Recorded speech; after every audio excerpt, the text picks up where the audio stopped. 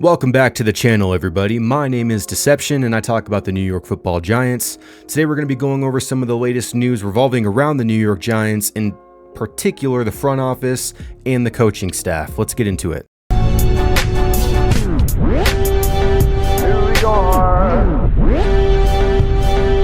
The New York Giants executive advisor to the general manager, Ryan Cowden, will be leaving the New York Giants in order to pursue a career with the New England Patriots, following his previous head coach, Mike Vrabel, to join his front office. Now, Vrabel and Ryan Cowden were worked together in their days in Tennessee. Cowden was the executive of player personnel from 2016 to 2022, and he became the general or the executive advisor to the general manager for the New York Giants for just the 1 year. Look, this is one of those moves it's not going to make, huge headlines, but it seemed like we did have a good draft last year, and I wonder if Cowden had anything to do with that process. And it says a lot that someone that was only here for 1 year, he wasn't fired, but he requested to leave and terminated the rest of his contract with the Giants because I believe he sees the writing on the wall and that the Giants foundation is built on sand, and he's trying to get out while he can and get into a more stable situation. And what better position can you be in than go with your previous head coach in Mike Vrabel in the New England Patriots, where you're going to have a fresh start. You have an opportunity to perhaps even be the general manager for that team. You have a franchise quarterback. You have the number 4 overall pick. Look, I don't blame him at all, but I feel like this speaks volumes to the state of the culture in the New York Football Giants.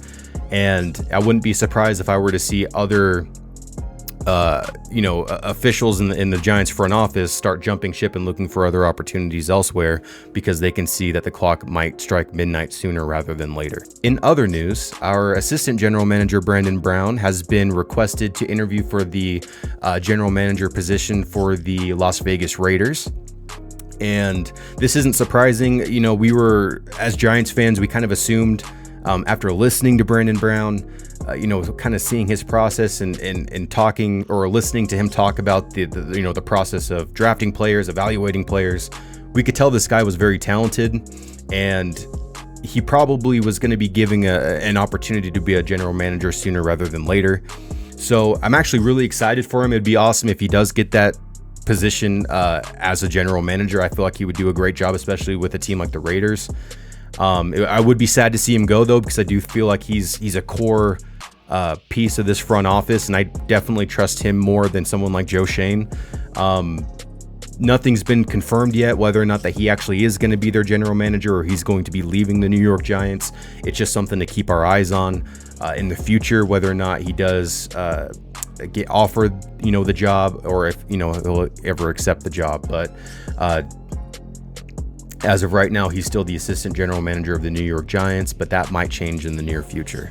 Next on this list, we have Mike Kafka. If you all remember last year, he received interest from the Seattle Seahawks to be their next offensive coordinator, to make a lateral move from the Giants to the Seahawks. The Giants blocked that interview last year, kept him in-house. This year, the Giants won't have a choice. He actually has 2 teams that brought him in for an interview, that being the New Orleans Saints and the Chicago Bears.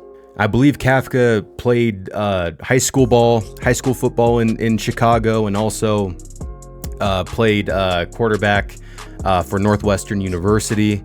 So, I'm sure if he were to have his pick, he'd probably want to go to like a hometown state like Chicago, especially when you have someone like Caleb Williams that you're able to work with. Nothing has been official yet, whether or not that he's going to be getting offers from either one of those teams. Like I said, just from with Brandon Brown, something to keep our eye on. It's not going to be the worst thing in the world if someone like Kafka leaves the New York Giants, because he wasn't being utilized here anyway.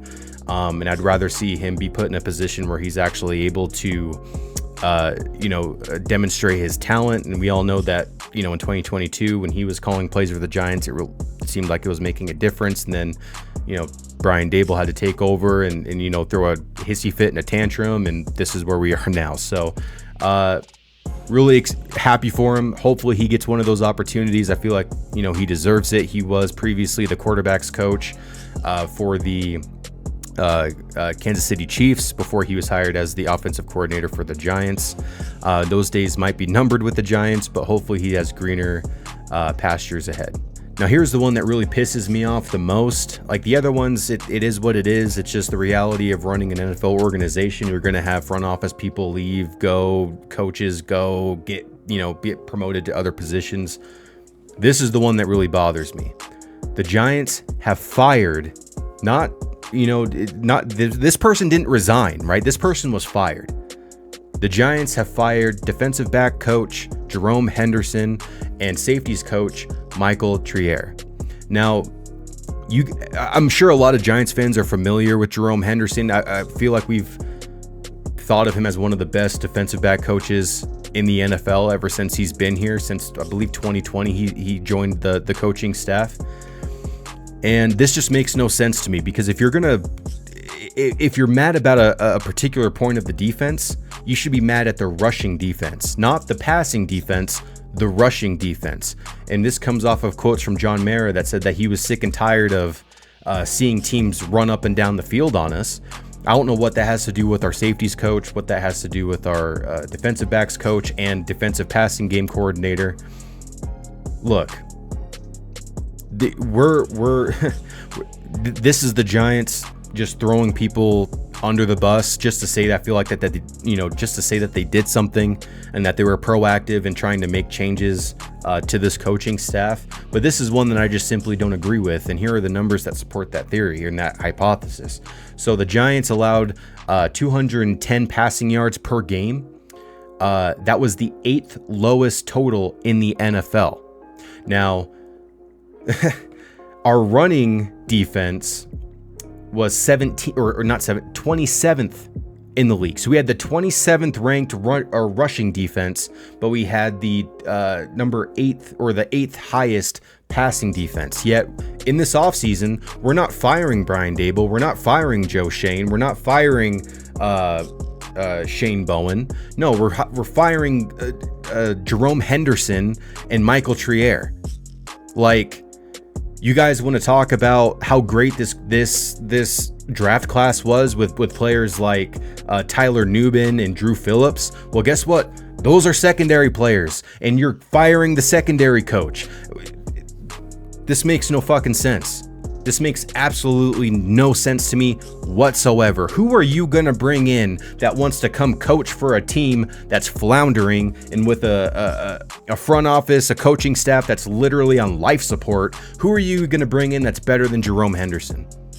Please, for the love of God, tell me who you're going to bring in that's better than either one of those guys. This is like the process that the Giants are going for. This is a bullshit process. I have no words to express how disappointed I am with the Giants for making a move like this, because it's just not justified. No Giants fan was going into this year like, oh man, if only we were able to upgrade our defensive back coach and our safeties coach, then we would really be contenders. Oh my God, man. And this is the thing that makes Giants fans so frustrated with this team, is because, like I said, no situational awareness. You guys can't diagnose yourselves. You guys are so close to the problem that you can't see the big picture. This had nothing to do with Jerome Henderson. This had nothing to do with Michael Trier. This had everything to do with Shane Bowen's coaching philosophy and his coaching scheme, bringing in a guy. And this isn't even anything to do with Shane Bowen, because look, I feel bad for him too. You hired Wink Martindale in 2020. He has a very particular style of coaching and cultivating a defense. You brought in players to fulfill that defense. Now, you drove him out of the building. You drove him out of the building because you guys were a bunch of fucking assholes. And now, look, you had to go scrape the bottom of the barrel and get Shane Bowen, who literally coaches the complete opposite style defense that Wink Martindale does. And look, he worked with what he had. So, look, the fact that you guys are going to put some blame on our safeties coach and on our DBs coach. Now, look, you can say, well, Deonte Banks struggled. And yeah, Deonte Banks struggled. He's fucking struggled ever since he's gotten to the league. He's not a very good corner. Either we don't know how to use him, or he's just not a good corner. And I'm sorry, I heavily favor the side that he's just not a good corner. Look, guys, we're probably going to be seeing a lot more moves and stuff like this as long as Joe Schoen and Brian Daboll remain in the positions that they're in. This one really hit me, hard today because I just couldn't fathom the rationale that they would go forward with firing these individuals. And if it's one of those things where it's like, oh, they want to go coach with like the Raiders, or they want to go coach with the Patriots, and they got opportunities there and the Giants let them go, yeah, it's one thing. It's like, yeah, we kind of anyway, I'm rambling at this point, but I'm just saying those two coaches on the defensive staff were not the issue. And I actually really appreciated what I heard from Jerome Henderson earlier this year when we saw effort issues with Deonte Banks. He called him out for it in press conferences. He publicly called him out, basically held his feet to the fire and said it wasn't good enough. You have to hold yourself to a higher standard. I wish I would hear my head coach hold players accountable like that, but it seems like all that Brian Daboll does is coddle players like, Dexter Lawrence or Malik. Not to say that Dexter Lawrence is some kind of a head case, but like Malik Neighbors. You guys they're bringing in these highly talented players that come from a college system that gives them literally everything they want, waits on them hand and foot, and you're doing it the same way in the NFL. So the fact that we had one of our coaches actually call out our first round pick, say that, he was lazy, his effort wasn't good enough. And look, like I said, we drafted two secondary players this year that were, I believe Drew Phillips was like the highest rated safety, not just among rookie safeties, but in every safety in the NFL. I don't know how you fire a coach like that, because he seems like he's always gotten the most out of players, and we've brought in no-name corners and they've produced for us. And then as soon as they leave, they don't have that same effectiveness with their new team. And I heavily attribute that success to Jerome Henderson and every player that you talk to when it comes up, when it's referenced, or every player that you talk to when it's in regards to Jerome Henderson have nothing but praise to send his way. I'm not too sure about Michael Trier. I think he's more of a newer hire for the New York Giants. It's just unfortunate, man. But anyway, I'm going to stop rambling. That is today's news. Thank you guys so much for stopping by, and I'll catch you guys on the next one. Peace.